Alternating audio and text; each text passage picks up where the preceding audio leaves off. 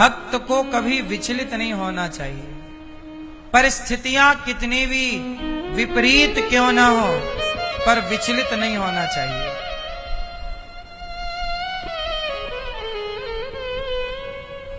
विचलित होना मतलब अपने रास्ते से भटक जाना। सुदामा कितने गरीब थे साहब, 4 दिन चूल्हा नहीं जलता। सुदामा भिक्षा लेने जाते, लोग दरवाजा बंद कर लेते, भिक्षा नहीं मिलती, खाली हाथ आते। पत्नी बोली कुछ मिला, कुछ नहीं मिला। बोले बच्चे रो रहे हैं, भूख से तड़प रहे, तो बोले पानी पिला के आज और सुला दो, शायद कल कुछ मिल जाए।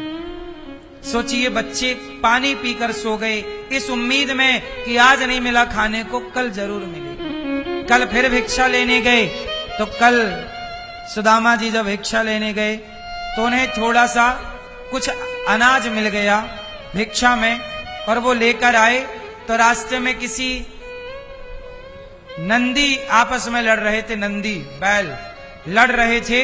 तो सुदामा जी गुजरे तो नंदी का लड़ते हुए धक्का लग गया, सुदामा जी गिर गए। और जब गिरे तो उनका चावल, उनकी दाल जो भिक्षा में मिली, आटा बिखर गया जमीन पर, और वही लड़ने वाले नंदी उस अन्न को खाने लग गए। सुदामा बोले कि आज भी मेरे भाग्य में अन्न का दाना, ये शायद इस नंदी के नाम का दाना था। सुदामा जी प्रसन्नता पूर्वक, सोचिए 2 दिन बीत गए, घर में भोजन नहीं बना। पत्नी फिर बोली कि आया कुछ? बोले आया तो था, पर वो नंदी गिरा दिए, गिर गया, वो चाटने लग गए, सारा आटा चावल दाल वो खा गए, उनके भाग्य का था। सुदामा जी ने शिकायत नहीं की कि विधाता मैं तेरा इतना बड़ा भक्त हूं और देख तू मुझे किस हाल में रख रहा है। अब बताइए, इतनी सहनशीलता किसी के अंदर है? बताइए। आज आपको तनिक भी सहन नहीं होता, कोई एक बात कह दे आपको बुरा लग जाता, कोई एक थप्पड़ मार दे आपको बुरा लग जाता। परिस्थितियां भी तो थप्पड़ मारती हैं ना? बोलो हां, क्या समय थप्पड़ नहीं मारता आपको? अरे इंसान कभी आपको शायद इतना मार ही नहीं सकता जितना समय आपको मारता है। समय के थपेड़े जब पड़ते हैं तो समय के थपेड़ों ने ही तो कभी हमें मनुष्य बनाया, तो कभी हमें कुत्ता बिल्ली की योनि में डाल दिया। ये समय के थपेड़े ही तो थे, ये समय की मार ही तो थी। बोलो हां। कई बार हमें प्यार वो मुकाम नहीं देता जो मुकाम हमें मार दे देती है। बोलो हां। इसलिए कहता हूं कि गरीबी की मार पड़े तो गरीबी की मार हो, या धोखे की मार हो, या अपमान की मार हो, जो व्यक्ति हर मार को सह लेगा वही परमात्मा को पाने के योग्य होगा। यदि आप मार नहीं सह सकते तो फिर आपको जिंदगी से हाथ धोना पड़ता।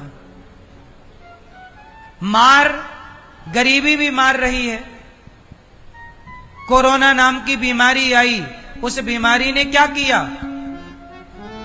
थप्पड़ मारना ही मारना नहीं है, केवल ये मार नहीं होती, परिस्थितियां भी तो मारती हैं, हालात भी तो मारते हैं। इसलिए तो कहता हूं कि हर मार को सहने की क्षमता डेवलप करो अपने भीतर, कि 4 थप्पड़ पड़ भी जाएं तो आप भटके ना अपने रास्ते से, विचलित ना हो। हमारी सेना जब भर्ती होती है ना, सैनिक कोई बनता है, तो सैनिकों को सैकड़ों थप्पड़ खाने पड़ते हैं। अधिकारी बड़े बड़े सब उसे मारते हैं, मारना भी उनकी ट्रेनिंग है, ताकि कल को इसे कोई आतंकवादी पकड़ ले और कुछ उगलवाना चाहे मार के, तो ये उसके टॉर्चर को सह सके। बोलो हां। क्या है ये? शिक्षा है।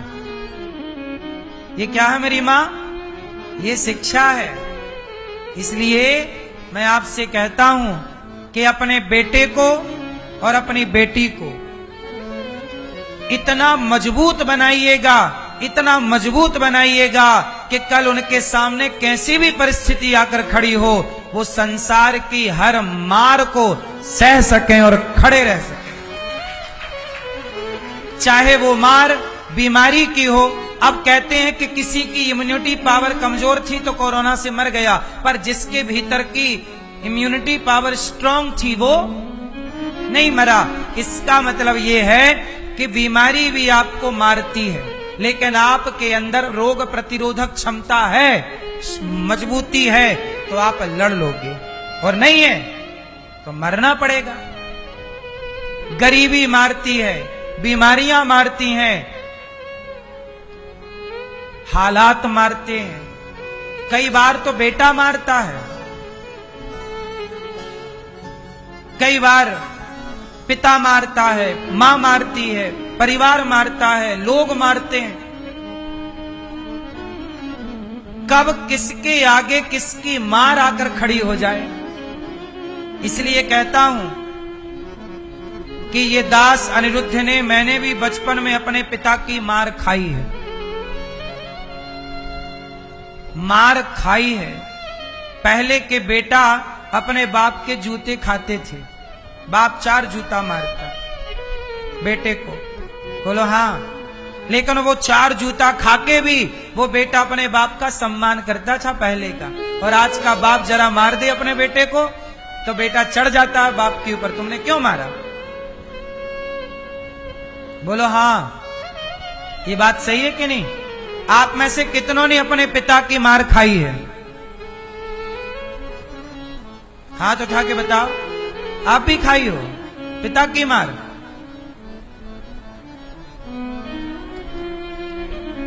पिता की मार अच्छी है कि बुरी है? पिता की मार अच्छी है साहब। जो अपने बाप की मार खा के सह लेता है उसे दुनिया की मार नहीं खानी पड़ती।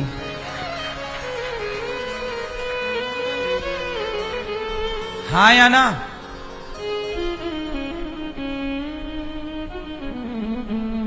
जो अपनी मां की मार खा के सह जाता है उसे किसी की मार खाने की जरूरत नहीं पड़ती। इसलिए मैं भाग्यशाली हूं कि अरे मैं ऐसा भाग्यशाली हूं कि मुझे स्कूल में भी मार पड़ती थी और पिताजी भी मारते थे। क्यों मारते थे? मैं गलती करता था और गलती किया तो मार पड़ी, तो क्या हुआ? मैंने उस गलती को सुधारा। और यदि मार ना पड़ती तो मैं वो गलती दोहराता, तिहराता, चौराता जाता। वो गलती 1 बार, 2 बार, 10 बार होती चली जाती।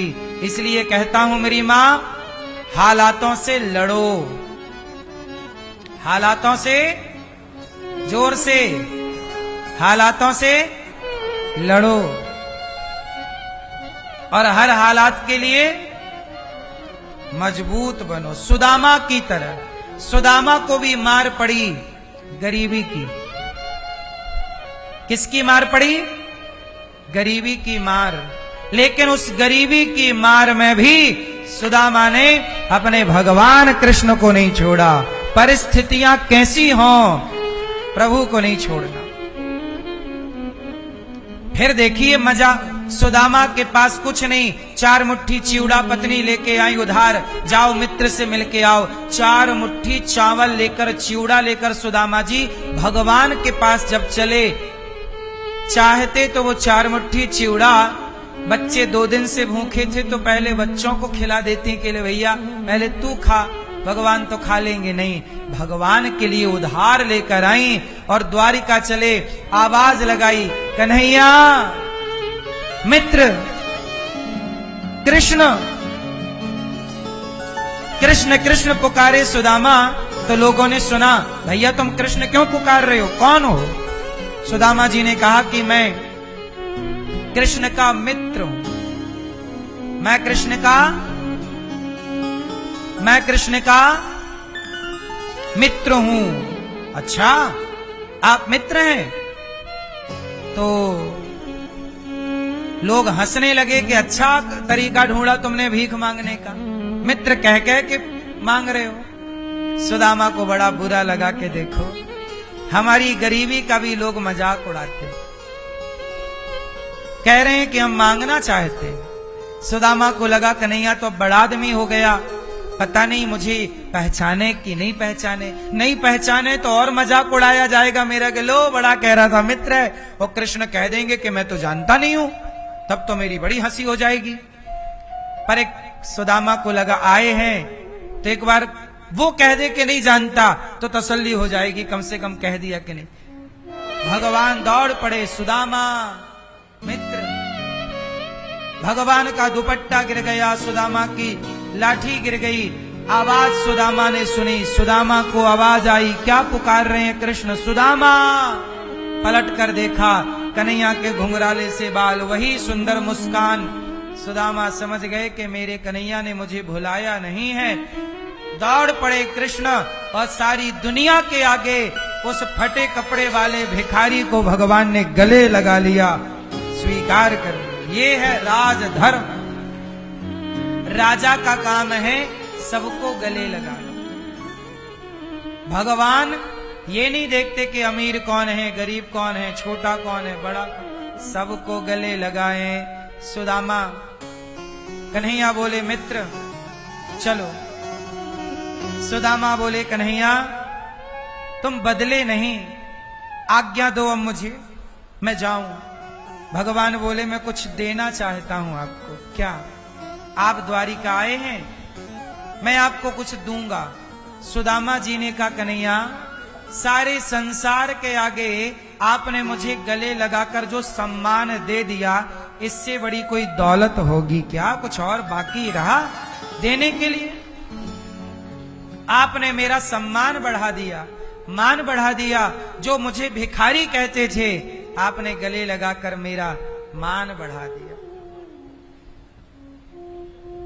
हे द्वारिकाधीश आपकी जय हो। सुदामा का हाथ पकड़ा प्रभु ने, अंदर ले गए, आसन पर बिठाया और आसन पर बिठा करके अपने नेत्रों के जल से सुदामा के चरण धोए। देख सुदामा की दीन दशा, करुणा करके करुणा निधि रोए। पानी परात को हाथ छुओ नहीं, नैनन के जल से पग धोए। नेत्रों के जल से सुदामा के पांव धोए। ऐसी मित्रता, ऐसा प्रेम कहां पाओगे? प्रेम दुनिया आपको प्रेम दे ही नहीं सकती। प्रेम कोई दे सकते हैं तो भगवान। देखो सुदामा पर प्रेम लुटा रहे हैं। आज के युग में कौन भैया अपने मित्रता के साथ ऐसी मित्रता निभाता है? आज लोग खून के रिश्ते तो निभा नहीं रहे हैं, मित्रता के क्या निभाएंगे? भगवान ही रिश्ता निभा सके। इसलिए कहता हूं संसार से कितने भी रिश्ता बनाओ, पर एक रिश्ता भगवान से जरूर होना चाहिए।